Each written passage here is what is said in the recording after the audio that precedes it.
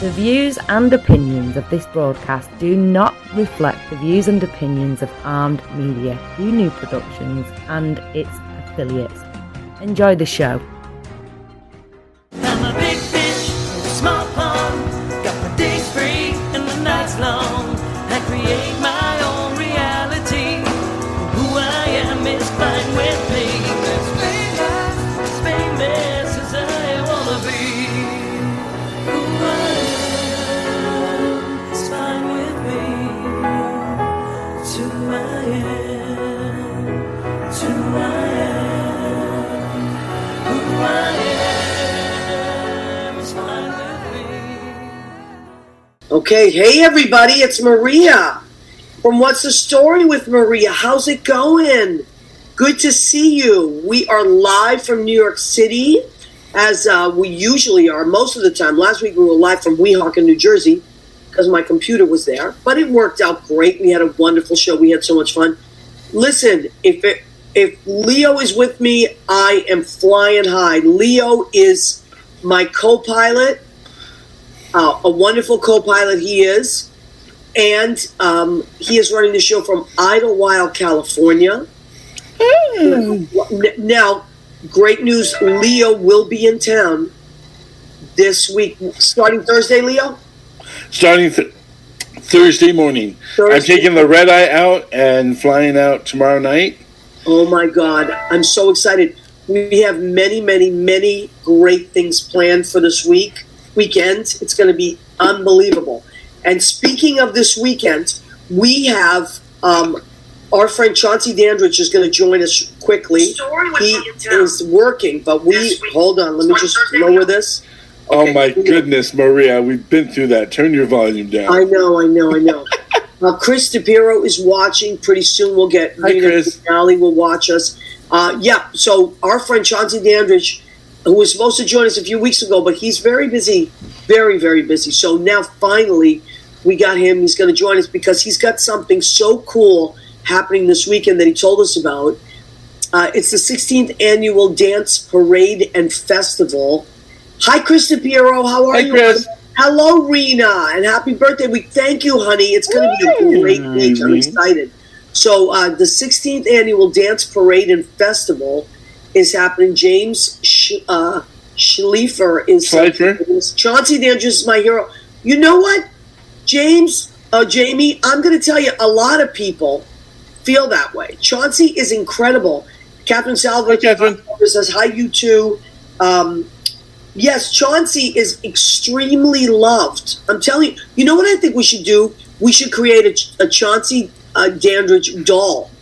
Oh, I think we need to come up with, and it's a doll that you can carry with you and hug anytime you like. It would make you feel happy. Because John Pandish just joined us. Hi, John. Well, when I come out to New York, I'm going to have to test the hug value of that. Well, no, Chauncey is an amazing hugger, and he's adorable. Yay!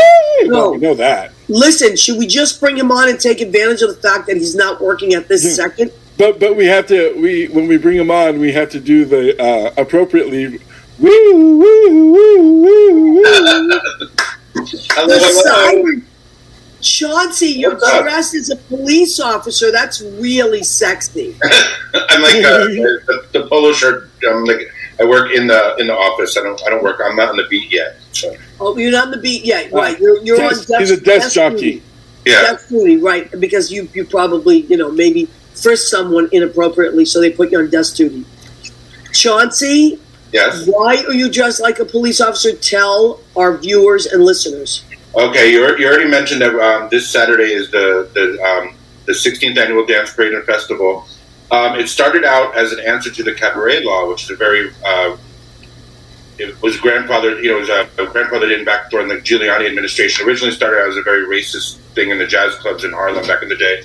Hold on. Hold on. I just need 10 minutes. Yep. I'm at work, so. I know, it's crazy. 10 minutes, back up. Back up, give me a break.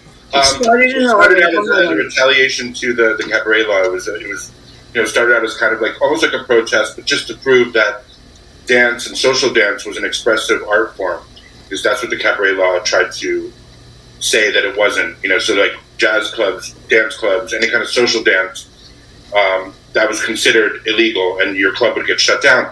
And there was a group from the New York Police Department called the Dance Police, and what their job was to go to clubs and check out if people were dancing. They would give them tickets, or they would shut down the club. They would give the clubs tickets, and that went on for a long time. So in 2007, we created the Dance Parade, and I was a member of one of the original Dance Police. And what we do is we go around and we make sure people are dancing. We would give out summonses. We would give out summonses if they weren't dancing, and it was like the back of the summons was a coupon for a dance class or blah blah blah. And we would write like fantastic. Standing still in a dancing zone. Like we had all these like great little like check marks. So just to reiterate, if you're not from New York, this may be very foreign to you.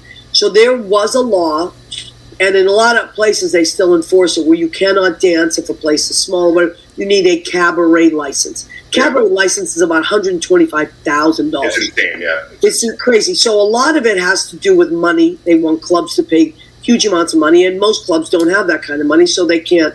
So that's why lots of times when you're in clubs, they say no dancing. You'll see that up a lot. Yeah. Now, so this parade 16 years ago was created to celebrate dance, and it's the 16th annual Dance Parade and Festival. Mm-hmm. So Chauncey, how did you get involved in this? A friend of mine was involved in it, my friend Mel, and we got involved the first year, and my involvement got deeper and deeper as the years went on. For a while I was running their social media. I've stepped back from that a little bit due to some time constraints, but I'm the commissioner of the Dance Police. So if anyone, I love that. Yeah. You're the commissioner of the Dance Police, but instead of arresting people or giving out ticket violations for dancing, it's the opposite. You give out tickets for what?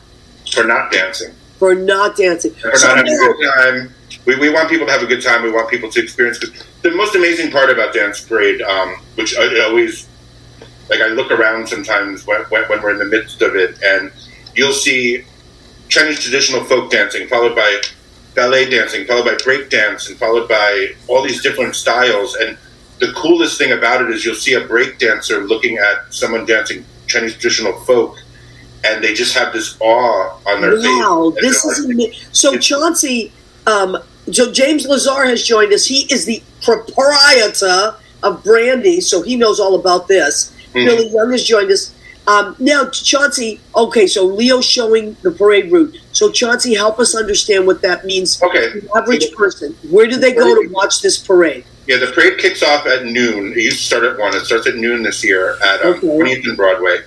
It goes downtown, down through University Place, and then it makes a left and onto 8th Street and goes all the way across into Tompkins Square Park. So we have about 150 dance groups, about 10,000 dancers. That's Going around incredible. and making Manhattan move in ways that it didn't know it could move, you know? So it's a really beautiful multicultural explosion of, like, you know, like I was saying before, like you'll see people from different cultures meeting for the first time. And, you know, this year the parade is kicked off with some Ukrainian dancers. Wow. And I think in a Russian group as well, to kind of like a unity, a show of unity. Oh my God, that's beautiful. Yeah, we start off with a blessing of the land for the Native Americans about the land that we're doing everything on, and it's a very, you know, there's a lot of Burning Man groups that were involved in the beginning, but now it's become a really family friendly, like it's really built up, and we weren't able to do it for the last 2 years because of COVID. So this is our first year. So our hashtag this year is Back to the Streets, because originally it was like dancing in the streets was our thing, and now it's like we're able to be back on the street. It was virtual for 2 years, and it was frustrating, but we did the best we could, and we had a wonderful like recap of previous parades and stuff like that over the last 2 years. We did on Zoom. But I'm really excited. And then at the park, at Tompkins Square Park, there's 5 different stages curated. There's a family stage, there's a teaching stage where you can learn how to dance. Wow, really? How cool. Yeah. It's amazing. Then there's a main stage with like extremely wildly curated and beautiful like groups performing for the whole like 4 hours. So that's from 3 to 7 in Tompkins Square Park. We have an aerial rig. I'm gonna have to make it. Yeah, the Tompkins Square Park, it's a wonderland of all styles of dance. Sometimes I just look around and go like, wow, I'm part of one of the cogs that makes this happen. Like this. Yes. Well, Chauncey, that doesn't surprise me because you're involved in everything. I noticed the other day that you're marching in the AIDS march. I actually donated. Yes, you did. I want to say thank you. Honey, I'm so proud. You're always doing something incredible. It was the 30th anniversary of my first walk when I was a junior in high school. So wow. Yeah, I didn't do every single walk, but my first one was in 1992. So yeah. Amazing. Jacob Benson has joined us. What day is this? This is May 21st, this Saturday, which happens to be my birthday. Yes, we're having a big parade for your birthday. Yes, oh my God, that's why I gotta try. If anyone wants to follow you, if you go to danceparade.org, you'll find out all the information. And if you want to follow us on social media, it's Dance Parade NYC. If you want to follow my stuff, mine is DJ Chauncey D. You can find out all the activism and all the gigs that I'm involved in. I keep that all there. You do a lot of activism. Any kind of protests or rallies and anything. Like, I just try to. One of the reasons why I do so many different things is like I kind of had a fortunate life of where my parents loved me, and I didn't get thrown out of the house for being gay. Like I worked hard. I did what I had to do. So I always like to offer people who are less fortunate. I like to help people who didn't have that same privilege or have that same. You're so sweet, and I love working with you. We work together on Monday nights. Yeah, every Monday night, Maria. And we have so much fun. We missed you last night. I know, I had to switch out. But also tonight is we're doing our New York City's Next Cabaret Star. That's in the midst. We have 9 contestants left, and tonight's theme is Sondheim, so I'm excited about that. Oh, so, that would be great. So I know, I don't want to keep you long. I just am so excited that you're doing this, and it's going to be beautiful. So if you're not doing anything, please try to get the parade route. Again, starts at 20th and Broadway. Starts at noon. Goes downtown, and then it makes a left on 8th Street and goes east into Tompkins Square Park. So if you're anywhere along that parade route, and all that information is on our website, if you're anywhere along that parade route, you're going to catch the entire parade. And then feel free to come down to the festival from 3 to 7 in Tompkins Square Park, because pretty much all the groups that are marching, like most of them are doing something in one corner of the park. So the entire park is just this magic wonderland of dance of all cultures, all disciplines, it's magnificent. And if you want to join the dance police, you can it's danceparade.org/ I think new-york-dance-police, and we can still use a few more people. So you need dance police officers that give out tickets for people that are not having fun. Yeah, exactly. And what do those tickets involve? This year's tickets, I think, involve. It's a ticket coupon for our after party at New Blue. Oh, cool. Yeah, so it's like a discount ticket for that to try to get people to come to that. I mean, this is magnificent. It's been our after party for a while, so it's like home to us. I didn't know anything about this until you told me. James said, your friend James Schliefer said, tomorrow dance party at City Hall. Yes, we're having a press conference tomorrow at noon at City Hall. At 11:30, so that'll probably be on New York 1. But if you're in the neighborhood of City Hall tomorrow, go down and be in the crowd and cheer them on. Yeah. Look for the Dance New York Dance Police, NYDP, not NYPD. Yeah. NYDP, I love that. For those ticketed discounts or the after party. Yeah. That is really, really, really cool. Chauncey, you should be so proud of yourself. You're always doing something so wonderful. Thank you. And helping people out. And I love it. And I learned so much from you. Just all this great stuff that's happening in the city. You just gotta know where to look. Yeah, you do. And our guest that was here last week, flamenco dancer Lisa Nasley, she is on the float, so she. Yeah, she'll be there. I think I know who she is. Yeah, I'm pretty familiar with the. And so look for her. Maybe you'll see her. Yeah, definitely. Introduce yourself. She's super sweet, and I'm sure she'll watch the show tonight, and she'll know who you are. All right, honey, I don't want to keep you. I know you have a big night ahead at Stonewall. Right. Thank you for having me on, and I'll definitely want to come back on because we have some new music coming out in the band. Well, that's why I wanted to have you on as well, but I know tonight is not the night because you got to go do that. But Chauncey is also a dance songwriter, so great dance music, amazing. He's also an amazing DJ.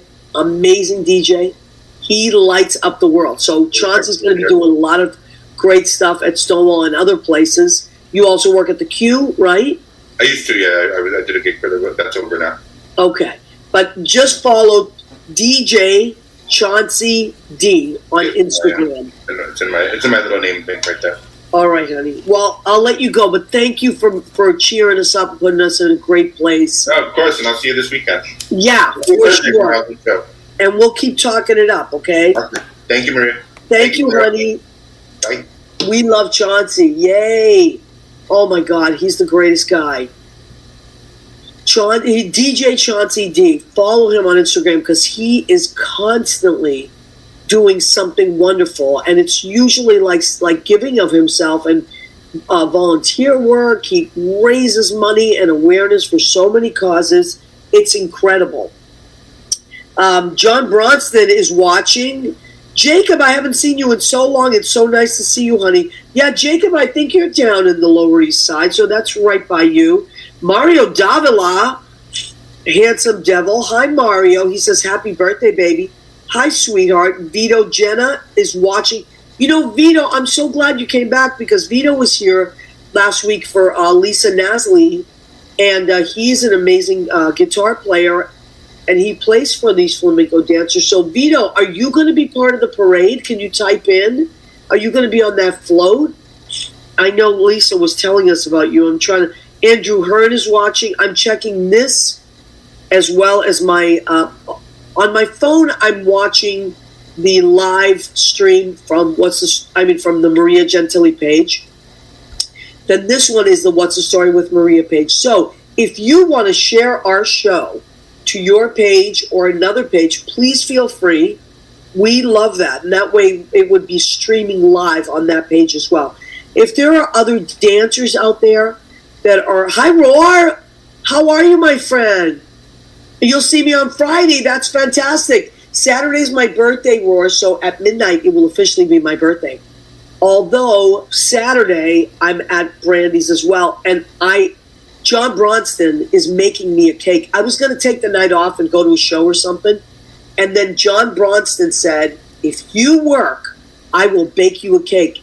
And I don't think you understand how great of a baker John Bronston is. So I said, wait, you're going to bake me a cake? I'm working.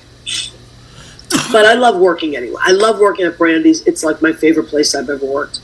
So, but John Bronson making me a cake on my birthday at Brandy's, could that be any greater? And I have friends coming in from Boston, so we're all going to go. Susie Campanero is going to come up. A bunch of our friends are going to come up to Brandy's on Saturday night, so come and join us. If you can't make it Saturday, come Friday after midnight. That's my birthday. Just come and hang out. Brandy's is great. Roy, he's one of our regulars. He's a sweetheart. If you are in the dance parade and you want to tell us about that, please just type in what float you're in or what dance group you will be with, and we'll talk about it. Leo, are you around? Leo Rodriguez? There he is. Oh my God, he's drinking out of the What's the Story with Maria cup. Hi, everybody. I don't know how the weather is up in Idlewild, but I have allergies. The trees are budding, and I can always tell because my nose gets itchy. It's been definitely a very allergenic up here. The pollen is super high, so I apologize. Pine cones are growing, and it's beautiful, though. I mean, it's really green up here right now. Oh, so yeah? It's wonderful. Yeah. It's beautiful. Bronson made me... so Mario Davila said, Bronson made me brownies when I had my appendix out. They were amazing. And I made you chicken soup. And Mario said that my chicken soup made his appendix grow back. I don't know. Really? It's a miracle. It's a miracle of chicken soup. Yes. Okay, so Catherine Salvio. A miracle of miracles. So sorry I'm missing your birthday bash. Don't you worry, honey. I'll be coming to Florida again soon, I'm sure, and then we will see each other then. I really enjoy seeing you in Florida. I'm very relaxed there because I'm not working when I'm there. And Catherine is one of our great, great, great friends. We love her. Catherine, don't you worry. There'll be many parties here, and there'll be many parties there. I have a few words for Catherine Salvio. What? Darn it, baby. That's love. Leo and Catherine, a few years back, Darius and I taught a great cabaret class called the Downtown Cabaret Project. And it was at the duplex upstairs. And Catherine was one of our students, and Leo was one of our students, although they are our friends anyway. They took the class and they did a duet, and it was adorable. It was hilarious. That was a great show. It was a fun show. That was a great show. Kenny Holcomb, hey Maria and Leo. Hey Kenny Holcomb. Kenny. Kenny Holcomb posted this week that he went to see the Gatlin brothers. Amazing. Now, Kenny, I told you this on Instagram, and I'll tell the story again. I am so proud to say that I own one of my guitars, my Ovation back there, the cream-colored one, which is my love. That's my baby. I've had that guitar for 20 years, and I bought it at a place called Carmine Street Guitars, which is a wonderful little shop down in the village, and it was pre-owned by the Gatlin brothers. How cool is that? Is that counting flowers? It had a bunch of cracks in it. It was not a new guitar. It was definitely worn in and used, and that was part of why I loved it. He was like, yeah, it was previously owned. And I totally trust this guy. His name is Kelly. He owns three guitars. Maria, Yes, I have to tell you, I think our green room's air conditioning is out because it has been so hot in there with first Chauncey Dandride. Oh my gosh. Right, his little and now there's like someone who's like as classical as Baryshnikov's poses were, I would say. Wow. I mean, you saw those photos, right? On the that faces. promo that you made with the lightning striking right through Lucas as he was floating through the air. Look at that. Can you? What in God's name? Well deserved. Well deserved. Is he joining us tonight? He's in the green room. That's why I think the air conditioning's out. My cousin Cora has joined us. Cora, I think you're still in Florida. Hi, sweetheart. Good to see you. Cora Gauthier. Unless you're going to be in New York this week. If you're going to be in New York this week, let me know, Cora, because I got something to tell you. Okay. Yes, Catherine says, wow. That's right. Wow to our beautiful friend Lucas jumping in the air like that. Should we bring him in? Are we ready? Oh my God! How adorable are you? Oh my God! Hey guys, so I'm outside right now, so my sound is probably not the best. No, I can hear you. It's okay. Yeah, is it raining on you, honey? Is it raining out there? No, it's nice out. It's beautiful out. Oh, okay. Where are you, at the duplex? Yeah, I just finished my happy hour upstairs at the duplex. Oh, right. And I am the here for comedy, you. right? Tuesday nights you run the comedy hour upstairs? Yeah, every Tuesday it starts at 6:30. There's a comedy open mic. It's lots of fun. It's so much fun. I love those guys. Michael Brill, Danny McWilliams. Oh yeah, they were there. Yeah. Oh my God, it's great. So people should come by. There's no cover, right? There's no cover. Oh yeah, no, it's just, and like, even so, the comics that go up, it's a 2-drink minimum, but anyone else that comes in, it's like, yes, Poppy used to host that show. Yes, who said that's right? Kenny Holcomb said Poppy started it, actually. It's called Suddenly Stand Up. And all those comedians that run it now are Poppy's great, great friends. All of them. So I hear so many wonderful stories about her. oh, you would have loved it's Poppy. always the best. You know what, Lucas? I'm going to send you, when Poppy was on the show a few years back, I'm going to send you the show in Facebook Messenger. And you'll get a snapshot of who she was. She was super funny. You would have loved Poppy. Now, Lucas, you are a dancer. First and foremost, you were a dancer, and you just did a bunch of really fun things. So tell us about what you did and what you're doing. Yeah, so I just got done with a show. It was only one. It was the first Friday in May. It was called the Night of 1,000 Stevies. I'm wearing my Stevie Nicks shirt. Yeah, it was a Stevie Nicks tribute concert. We did it at Sony Music Hall, which it was like, maybe 400 or 500 people in the audience. It was so much fun. Sorry, there's some stuff going on over there. That's okay. But yeah, no, it's every year. This was the 30th anniversary. It was supposed to be in 2020, but they had to reschedule it. So This was like coming back with a vengeance kind of thing. Wow. It's so much fun. It was my first dance performance since COVID. Oh my God. That's amazing. But you studied classically, right, Lucas? Yeah, so my focus was mostly ballet. Like through college, I went to school for acting at Marymount actually. But through that time, I was dancing professionally. I did a lot of Nutcrackers. I did a lot of like teaching. I used to teach a lot, and then I used to go out to like schools out in Long Island and Jersey, and I used to like teach them partnering, and then we used to do like a show at the end of the year every year. So that was also, we did that.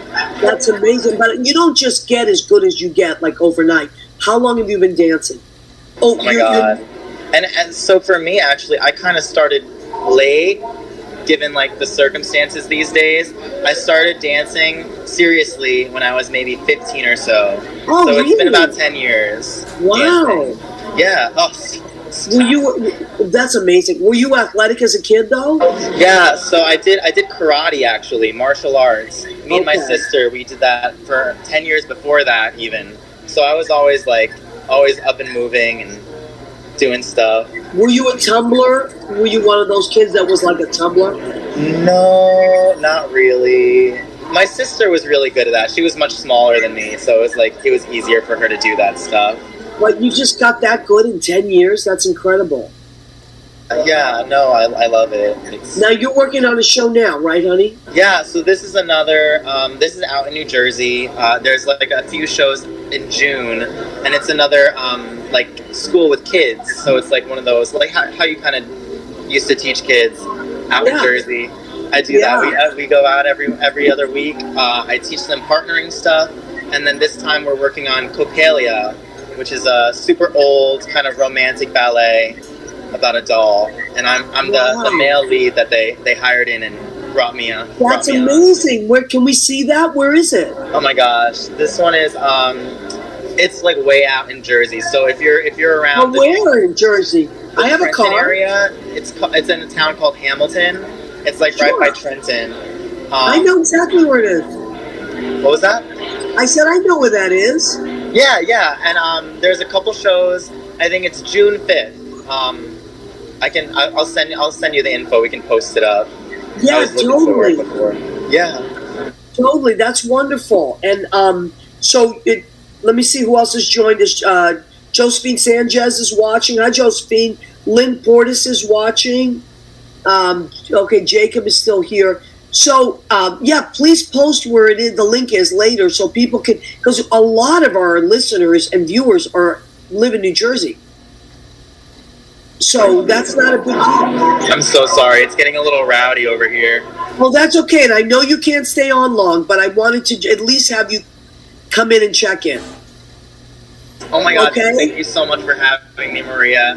Oh, I love you, honey. We'll have you on again. But tonight, I know it was a last minute thing, but we were doing a dancer show, so I wanted to include you. I love you. Thank you so much, Maria. Night. I love you. You're so welcome. Thank you, Leo. Shout out to Chauncey. Leo's coming into town this week, so we'll see Leo. See you in 2 days. 2 days. Thank you, Lucas. Thank you, Maria. Bye. I'll see you guys. Sverdlen, dancer extraordinaire. Oh my God. Carolyn Montgomery has joined us. Hi, Carolyn. Lucas is very humble about his dancing, but he's incredible. He's a really young guy. I hope he stays with it because he's so talented. I shouldn't say I hope he does. He is doing it. So I'm thrilled that he's staying with it. Because, like during COVID, a lot of people were not taking dance classes. They couldn't. We couldn't be that close to each other. And, something like dance, that's exactly what they didn't want you to do, is be that close. And also the breathing. It's just like the gyms were closed, so it was hard for people. You're sweating and you're Leo, exchanging energy and everything. You're okay? You need to fan yourself or anything? No. Oh, okay. I just, I worry about you. Oh, my God. Speaking of fanning ourselves, Andy Prasky has entered. Hi, Andy. Our space. Andy, I don't know if you heard, but at the beginning of the show, we were talking about the 16th annual Dance Parade and Festival. I have never heard of this before. I'm just learning of this. Chauncey filled us in. And Lynn Portis, remember last week we were talking about Lynn's friend. Yes, Lynn Portis, genius. We're going to see her this weekend. She was talking about Lisa. Lisa is going to be on a float. Our guest from last week. She's a flamenco dancer, and the float that they're going to be on is I can't remember the exact name of the dancer, but something with an X. It starts with an X. Is it Zole? Oh, I can't pronounce it, but it is I think it's the only flamenco float. So keep an eye out for her. She was on our show last week. It does sound amazing, doesn't it?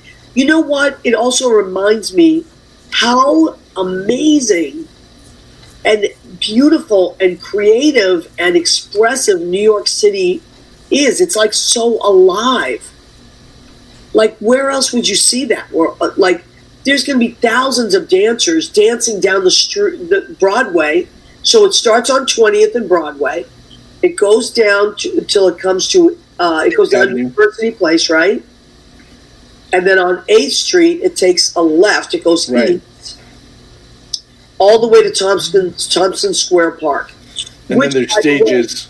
Yeah, and there'll be big stages and festivals. And Lucas said, "Thank you so much, Maria and Leo. You guys are the best. You're so sweet, honey. Thank you for taking the time, because I know it's loud.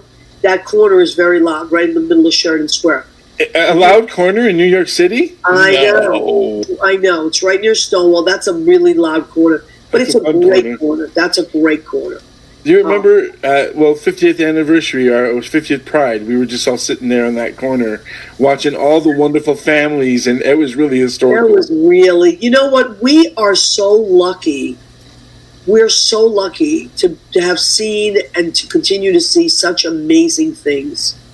You know, we really are. But where you live now, I'm telling you, Palm Springs that's bursting with culture too now. Oh yeah, it really is. There's so much theater that's going on down there that's coming up. As a matter of fact, one of the longest playing shows is now going to Off-Broadway.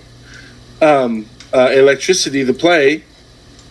Is now, which was in Palm Springs for many started in Palm Springs. Started in Palm Springs. Came here for a backers audition, I think. Mm-hmm. Went back to Palm Springs after, while COVID was in 2021. I mean, it's been really challenging for everybody. And, you know, it's back and forth. But the good news is that things are open. People are being super careful. The key is get boosted. That is the key. If you get boosted, you're set. Yep. If you're not vaccinated, you take a chance at getting sick. And it's not about anybody else. Look, there's no judgment here. We just want people to be healthy and happy and safe. That's really where it's coming from, the best place. You do you, as long as you're not hurting nobody else. Right. So Lynn Porter says, love you too. Not as much as we love you. What is Andy saying? I'm glad dancing has gotten a renewed appreciation, TV shows, etc. Absolutely. And I think, as you're pointing out there, Andy, that Dancing with the Stars has really helped. Do you remember when I was a kid, and you were probably, I don't know if you were born, Leo, but do you remember Solid Gold Dancers? Oh, yeah. Really? First it was Marilyn McCoo, and then it was Whitney's cousin that hosted it. I watched that. Marilyn McCoo, oh my God. I thought she was, I loved her when she was, we were talking about her this weekend. I loved her when she was with the Fifth Dimension. Look up, if you're younger people, look up Fifth Dimension. Oh my God. Go to Hulu, Young Dimension, look up The Summer of Soul. Oh my God, you know that I still haven't seen it. Thank you for reminding me, Leo. Maria Gentili, or as my iPhone likes to say, Gentile. You have to see that. It's great. That whole concert. They put that whole concert you know what, maybe, and the music was great. They had such great music. Marilyn McCoo, but yes, they did the whole, they took Aquarius and made it mainstream for everybody to like, and that was one of their kickoff songs that everybody knew them by. And you know who else really started the whole dance movement again? Like, it goes through stages. This is way back. We're talking like late 80s. Paula Abdul, Janet Jackson, all that. There was a whole wave of amazing dance. Michael Jackson. Madonna Vogue. Yes, Madonna Vogue. You talk about great documentaries. Have you ever seen Paris is Burning? Yes. Okay. Yes. So this is for our listeners. I mean, I know a lot of you have. DB Colbert is watching. Hi there, honey. Nancy Timpanaro Hogan is watching. Nancy Timpanaro? Nancy Timpanaro. Nancy. Right. I learned that from Piano Bar Live. Yes. With Michael Mackesy. That's right, but she's a great entertainer. I've seen, she's wonderful. Nancy's amazing. I know. I was in Tony and Tina's with Nancy. Really? 30 years ago. That's another connection. Yep, she was Mrs. V, and I was one of the bridesmaids. And she is funny as hell, but she's also an amazing singer. Nancy, we should have you zoom into the show sometime. Would you like to do that? That'd be awesome. Oh, my God. Can you imagine if we could get Nancy Timpanaro Hogan to do our show? Nancy, let's talk about it. Let's get you on. She played Sophie Tucker in one of her shows. She wrote a one-woman show about... was it Sophie Tucker? No. It wasn't about Sophie Tucker. Tootie Fields. Oh, another... Oh, God. Tootie Fields. Great. Nancy, type it in. I think... What was the name of that show? That show was incredible. Nancy's really, really talented. I mean, I know that we're only a few years apart, but when you say these classics, I mean... Yeah, but you're like a little soul. I still love Regis. I miss Regis. He was, to me, is one of those... Yeah, I know, Regis. Capping off that generation of Tootie Fields and the Dean Martin roasts and the... We used to stay up and watch those roasts. How about... They were so classy. They could tear you down with class. Yeah, and they were. I love those roasts. But you know what? Now a lot of things would be like, I guess, politically incorrect. But back then, the way they did it, the comedians, it was a very different time. It was things were done in jest. The harshest person then was, I would say, Don Rickles. Yeah, Don Rickles. But he always left, and any time that he was playing with someone in the audience, always said, "Good to see you. Thank you for coming, sir." Or, "I love this gentleman." Buddy he was Hackett. always a Remember Buddy Hackett? Oh, yeah. All those guys. But you know what? Joan Rivers. Yeah. Joan Rivers. There was a kid a few months ago that came into Stonewall and was really highly sensitive. I forget what I was joking about on... I know what I said. Because I can say, I don't think there's... I think it's a funny joke. I don't think it's offensive. But I was talking about, I said, now there's so many labels. Look, I've been around forever. You know what I mean? It's not like I don't know what the hell's going on. I've walked the walk, if you know what I'm talking about. Anyway, so I said, now there's so many labels, for things that we didn't have labels like that when I was growing up, when I was a kid. I said, now it used to just be you were straight, you were gay, you were bi. That's it. Now there's pansexual, asexual, polyamorous. I said, polyamorous, when I was a kid, that just meant you were a slut. And I thought that was funny. Like, to me, I said, that just meant you were slutty. Yeah. Polyamorous means many lovers, right? Mm-hmm. Well, this kid got so offended. So offended. He said, "You hurt my feelings because I'm polyamorous." I said, "Okay, honey, well, let me tell you something. I'm going to give you some homework. I'm a teacher. Go home, go to YouTube, and type in Joan Rivers. Mm-hmm. That's your homework. And watch as much Joan Rivers as you can. And then tell me if I offended you." Because I think that at that generation, we were used to comedians like that. And now it's just changed so much where and even that, with what happened at the Oscars, that's even another level. And then Dave Chappelle, it's like, come on, man. If you can't go to a show, if you don't like the comedian, don't go back to the show. But you have to give people a chance to do their thing. Especially entertainers. Anybody who's in the public eye who takes that risk of putting your privacy out there is risk to comment. Now, you can say that I should be able to do whatever it is that I want without being commented, but you're also saying, why can't I have my freedom of speech and you can't have yours because you're commenting on me? Right. So we got to come to a compromise, guys. You got to learn how to laugh it off. I know. A bunch of people are typing in about Joan Rivers. Andy Prosky, Joan Rivers shut down a heckler who was upset about a deaf joke when he didn't know she had experience with a deaf family member. You know, the thing about Joan Rivers, I saw Joan Rivers in the mid-'80s in Massachusetts at a North Shore Theater. I can't remember the name. I think it's just called the North Shore Theater. It was in Beverly. Really incredible, beautiful theater in the round. And then she came to a club I was working at called Romy's Quarterdeck, and she ate there with her little dog. And she was really cool. And then I saw her years later at the Duplex. She used to go to the Duplex upstairs and work on her material. She would fill the house. I mean, there was no... She's on the wall. Yeah, she would fill it, those seats. But she loved trying out her material with that audience, that demographic. And, you know, the thing is, if you're easily offended by comedians, that's what comedy is. Comedy is pushing. I don't mean that you can be... I'm not talking about going up to someone and just being mean to them. Right. But if you go to a comedy show, you have to put that offended aside. You have to. That's what comedy is. Mm-hmm. You know? So...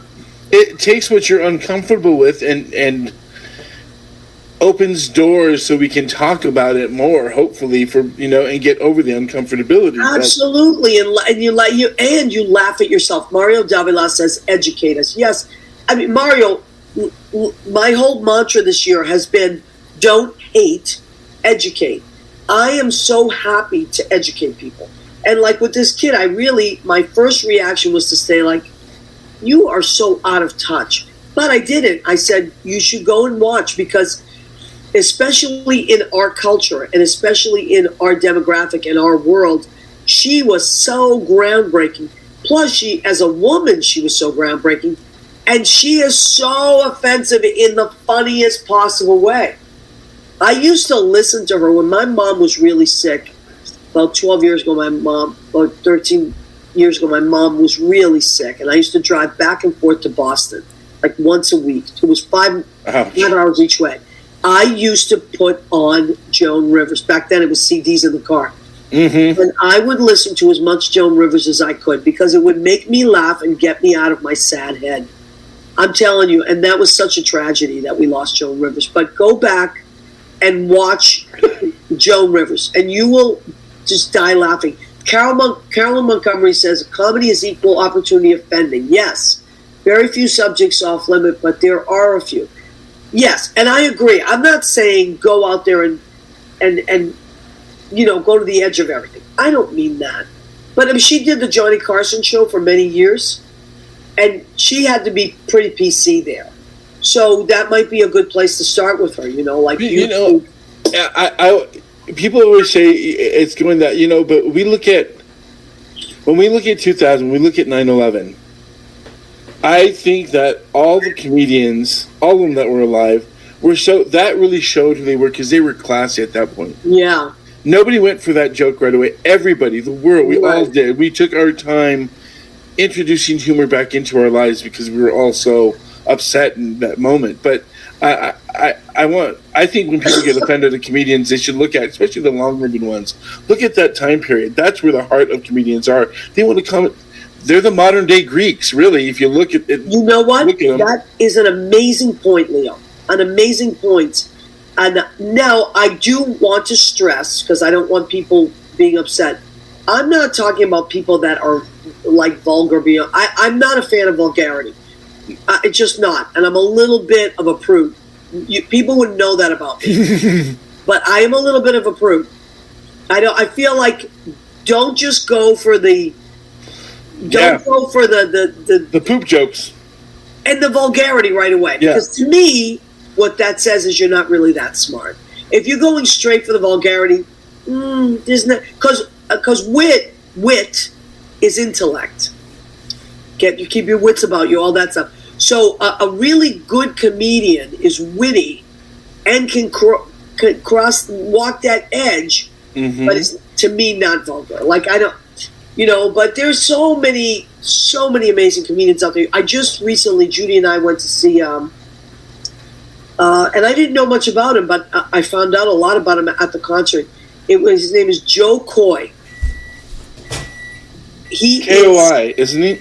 K-O-Y, yeah. K-O-Y. K-O-Y. He is Filipino. Yes, I've seen him. I've seen his work. So, oh my God, so funny. And there's some things that he does that are like kind of pushed my buttons, vulgarity-wise. But then he skates out of it.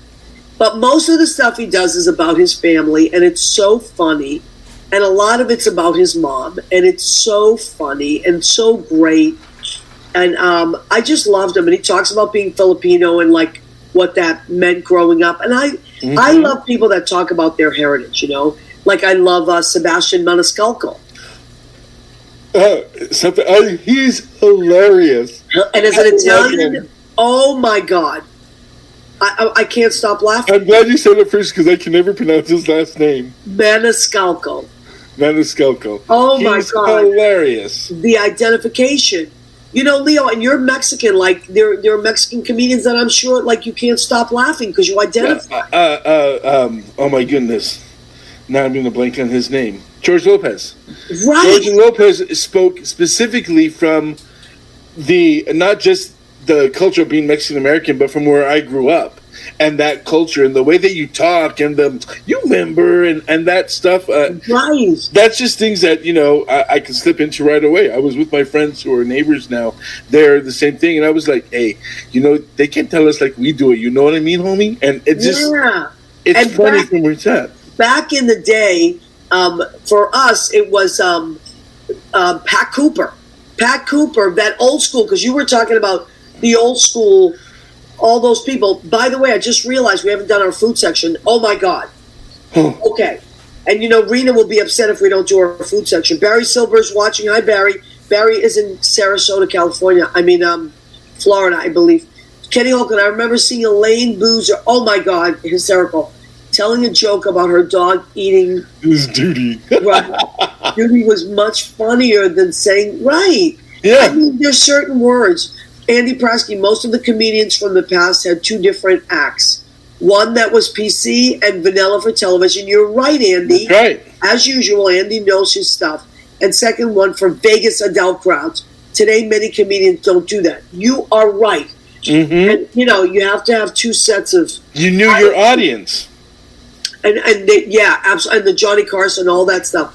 Okay, we're going to do the food section of our show called Go Ahead, Keep Eating. Leo, do it with me. 1, 2, 3. Go ahead, keep eating. Okay, what did I make tonight? I had some chicken. You know, I like to just see what's in the house. So I made chicken with, I have to read what I put in it because you know me, I put so much stuff in my food. So chicken marinated in garlic, cumin, parsley, unami, and marsala wine with red peppers, Vidalia onion, shiitake mushrooms, and peas. So this has a little bit of a Middle Eastern kind of thing going on. And the salad, it's really good. I didn't put any rice or anything, although this would be delicious on rice. That would be. I'm off my keto because of my birthday week, but I'm trying not to be too... Can you have rice for keto? No. No, too many sugars. It's protein and vegetables for keto. But whatever, because I know I'm going to have cakes. But what about brown rice? You can. It's not... It's still carbs, but it's okay. I'm just trying to be a little healthier. You're still educating me on that, you know. Right. So my delicious salads, you know, I love my salads tonight. This is romaine lettuce with Kirby cucumbers. Now I love Kirby cucumbers. They're kind of like the cucumbers they use for pickles. I love Kirby cucumbers. They're so crisp and fresh. This is red cabbage, which I love. Red cabbage is so good for you. And it's super fresh. And then Bermuda onion, and I put a Persian lime olive oil and a lavender vinegar because I thought the theme for the parade. I did a lot of purple for the parade because you know that's like their what Leo? What is a Persian lime? A Persian lime comes from Persia. Really? But like, is there? It's not like a Mexican lime, Leo. It's a little more tart, I believe. Okay, there we go. Yeah, I believe it's a little more tart. They have limes in Persia. Okay, and for dessert, I'm having dessert. My keto family, don't be mad at me, but it's my birthday week. This little thing, so cute. Oh, it's a little mini chocolate mousse. Look at I this. love those. I love them too. It says sweetly, dolceria, dessert, irresistible dessert. I love chocolate mousse. I love chocolate mousse cake. So I am going to really enjoy this. I have my lid. Have you had the panna cotta one? No, but I love panna cotta. The caramel panna cotta of those. Oh my God, really? Are we the ones that shared that? Did I tell you about those? Or did we? I remember, I think we talked about those. I found them at my little market up here, up in the mountains. And I had that one. I just found it today at a little place around the corner. I got so excited. I'm so excited for you because your eyes are gonna roll back and you're gonna lay back on your couch after you have that chocolate. I can't wait. Kenny also said when she did her shows on Joan Rivers, she said if New Yorkers laugh at a joke, it was fine for the rest of the country. Okay, let me see. Most of the Persian limes are not as juicy and more tart. Thank you, Mario. Okay. As a matter of fact, Mario Davila, I think I learned about the Persian limes from you. So yes, you are right. Okay, now I know we're coming close to the end of our show. Let's talk about our merchandise. Yes, we still have merchandise. Now, these bags, Leo, you called it years ago. You said we have to order tote bags. I was like, why? You said because we're going to stop doing plastic soon in stores. And it's happened. It happened in New York. And this week it happened in Jersey. All of a sudden, no plastic. So, you go to the supermarket, you want a What's the Story with Maria, go ahead, keep eating bag. They are worth it. They are durable. And this is not like you're the ones that you buy and they're plastic and they're kind of... No. This is really a good bag.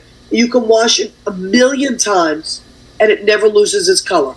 Leo has put many things in here. 2 gallons. You can get 2 gallons of milk in there. So this is our bag. It's $10 and it ships very cheaply because it's super light. Then our mug.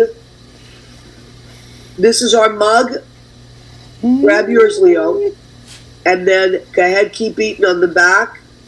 There it is. This is a much younger version of me you get.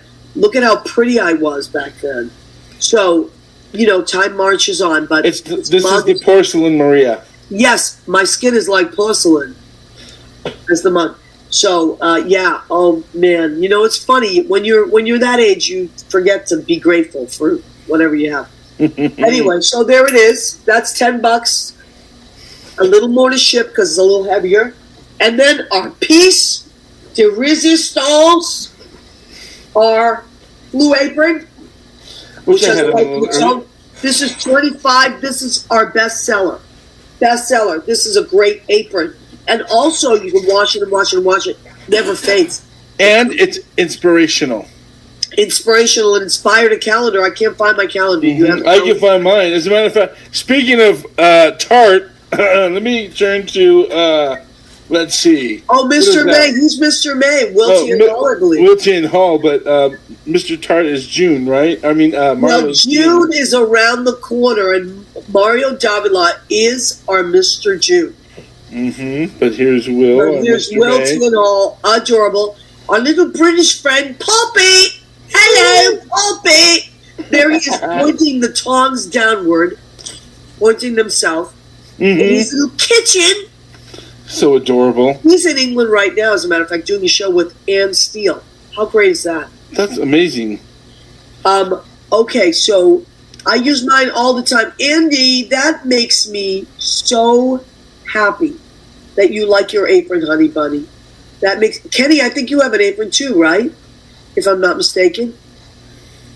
Yes, there are many aprons. Carolyn Montgomery has an apron. She's taking pictures with her apron. Also makes me happy when she's teaching her classes. So there's so much that we talked about tonight and so much to cover. Next week we will cover different things. I have so much to say. Lately, I'm walking around. My brain is exploding with things that I want to say. And I am just letting things be what they should be. But I will say this, I don't want to get too political. I want to be inspirational. This is when I was 13, Roe versus Wade passed. When I was 13, I am now way, way, way past that. And you know what? So as a teenager, I remember the relief of that and feeling like, oh my God, thank God. Because before that, and young people, I hope you're listening. Before that, when I was a kid, and Lynn, you might remember this because we're around the same age, they used to bomb abortion clinics. Bomb them all the time. People that worked there would die because crazy people would bomb them. Now, nobody wants to have an abortion. Nobody says, I can't wait. Nobody chooses that. This is not about that. This is about choice. And I don't mean like, oh, should I have this or should I have that? These are big choices. Also, I got to say, and I'm going to try to stay light, but it's been eating at me. The term pro-life bothers me deeply because you're not pro-life. If you were pro-life, you would care about the life that happens after a baby is born. And there are, just in New York alone, there are 8,500 more, upwards of 8,500 kids in foster care. 8,500 that do not have homes. They are not placed in a permanent home. So if you are pro-life, honestly, if you can say that in front of your God, I am pro-life, and then you know what? Then be pro-life. But what you are when you stop a woman, and it's not just women. There are couples, men and women, that choose together to not carry that seed to fruition for whatever reason. Okay. So I know you have a lot to say about this, but I just want to say you're not pro-life, you are pro-control. So just think about it. Now, this is very important. So I've said that. Next week, I'm going to really focus on registering to vote and voting. And not just us voting. I am looking out there. There's a lot of people that have young teenage kids that are 18 now. We have to register them to vote. And not just register them, walk them in with you. Because don't expect that they're going to do it on their own. I have a lot of friends that have kids like between 18 and 23. And they're kind of registered, they're kind of not. I don't know. I live in a blue state anyway. Why bother? Because you have a vote. Most countries do not. Go ahead, Leo. As you were saying, those pro-life and afterlife and caring for it afterwards, there are a lot of people out there who were born and because their mothers weren't allowed to choose. And there are sons and daughters of people like priests and other people who don't want to be alive and feel raped of the choice that they had. So Think about that, because those effects are everlasting. I'm talking about people in their 60s and 70s that still have that trauma over them from not having that. So now, and look, we're coming from the best place. Leo wrote a beautiful, beautiful, beautiful show a few years back. And then I had the privilege of directing. I could have been Cheetah. Good. I could have been Cheetah Moreno, but I was the lucky one because Maria really helped me with it. Yeah, because that's what a director does. But it was beautiful. It was about adoption. It was about choice, and it was profound and funny and gorgeous. So, Leo, I'm very proud of that show that you did. I'm very proud of it, and I hope that you'll do it again. Carol Montgomery asks, is Leo coming to town? Guess what? Yes, I am. And Carolyn, I am going to private message you because there are a couple events that are going on that Leo will be at. And wouldn't it be nice to all hang out? I am looking forward to taking 1 trillion pictures this weekend. It's my birthday weekend. Leo's in town. A lot of you people have never met Leo in person. He's an amazing human being, a sweetheart, a great singer, a funny person, and a lovely brother to us all. We have reached that hour where we have to say goodbye. Already? Yes, can you believe it? Well, that's okay, because in about 4 minutes, I have to get on my Alaskan Airlines and check in for my flight. So. Oh my God, I'm so excited to see you. I can't wait. I'm cooking for you. Oh, Andy Pratt, you put up.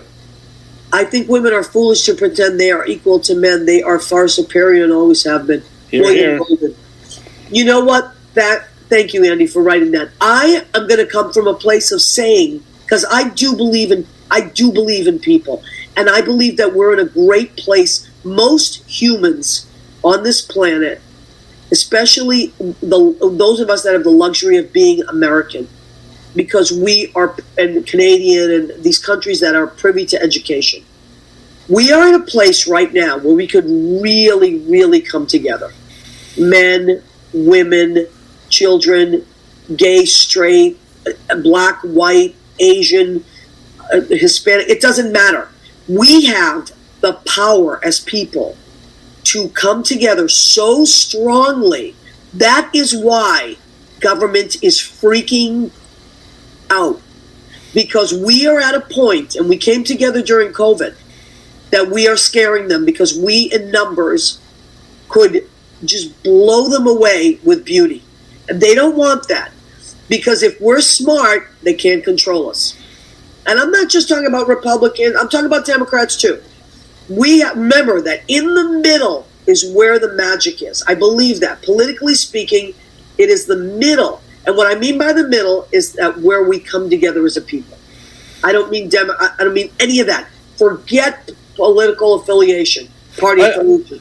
All we're really voting for is choice. Choice. The freedom to choose. Right. So that you can choose and feel comfortable however you're going to go on with your life, and you're not going to hurt anybody else.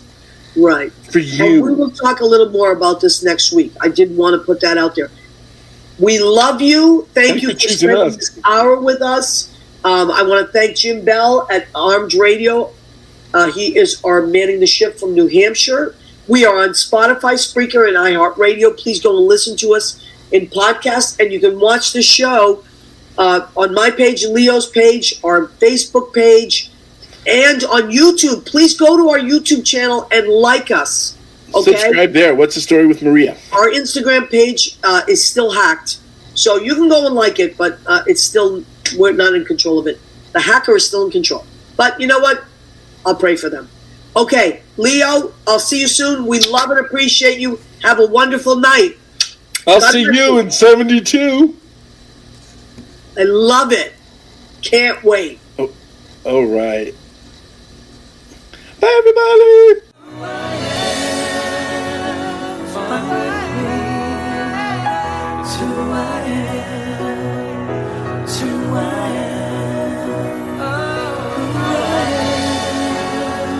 Fine with me.